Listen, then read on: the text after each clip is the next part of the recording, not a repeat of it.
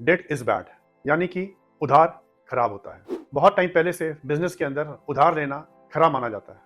हाँ, मैं भी कहूंगा बिजनेस में उधार लेना खराब होता है, मगर किस कंडीशन में खराब होता है ये मैं आपको समझाता हूँ। अगर आपका उधार जो है वो एक ब्याज लग रहा है उस पर, उसकी ब्याज की दर क्या है, यानी रेट ऑफ इंटरेस्ट क्या है, अगर हम ये समझ लेंगे तो बहुत आसानी से डिसीजन हो जाता है। जैसे मैंने पिछले वीडियो में बताया कि अगर आपका अपना पैसा है तो इसकी कॉस्ट होती है 30%, यानी 30% आपकी मिनिमम आपकी कैपिटल की कॉस्ट आनी चाहिए।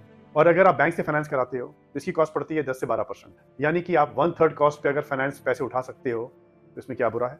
This is a good decision अगर आप सस्ता पैसा उठा रहे हो। नंबर 2, आप पैसा ले किस लिए रहे हो ये डिटरमाइन करना जरूरी है। अगर आपका पैसा ग्रोथ के लिए है, यानी कि आप उसको अपने बिजनेस में लगाएंगे और उससे आपका पैसा ग्रो करेगा, तो this is a very good idea. But अगर आपका पैसा उधार जो लिया जा रहा है वो खर्चों में जाना है, बेफजूल खर्चों में जाना है, जिससे कि कोई ग्रोथ नहीं होने वाली है, उन पे लगने वाला है, तो debt is a very bad idea. तो आपके लिए एक बर्डन बन जाएगा। तो आप ये डिसाइड कर लें कि इसका क्या रेट ऑफ इंटरेस्ट है और पर्पस क्या है। अगर ये दो चीजें आप ध्यान में रख के डिसीजन लेंगे तो आप कभी गलत नहीं होंगे डेट को लेके। And then you will enjoy the power of financial leverage. तो दोस्तों, हमने पिछले वीडियो में देखा कि डेट इज बैड और इट इज अ गुड, इसकी पावर क्या है। फर्दर इस पे चलते हैं। तो डेट कौन सा, तो बिजनेस ओनर्स के लिए एक वर्किंग कैपिटल लिमिट होना निहायत ही जरूरी है। And I will tell it कि it is like a oxygen to the blood.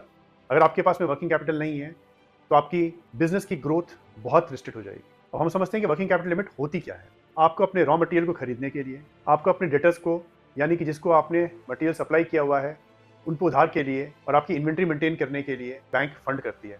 इसको बोलते हैं वर्किंग कैपिटल लिमिट। और ये बैंक आपके टर्नओवर को देखते हुए और आपकी करंट लायबिलिटीज और करंट असेट्स को देखते हुए एक लिमिट तय करती है।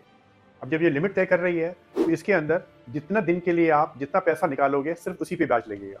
मैं दोबारा एक्सप्लेन कर देता हूँ कि जब आप अपना पैसा निकाला हुआ वापस डाल देते हो तो आपका ब्याज लगना बंद हो जाएगा। तो ये बहुत ही पावरफुल टूल है।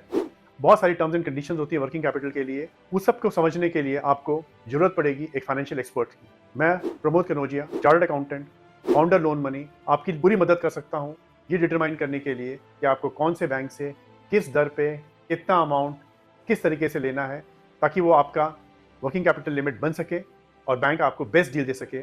आप इस वीडियो के अंत में कमेंट सेक्शन में लिमिट लिख के डालें और मैं आपकी पूरी मदद करूँगा। Thank you.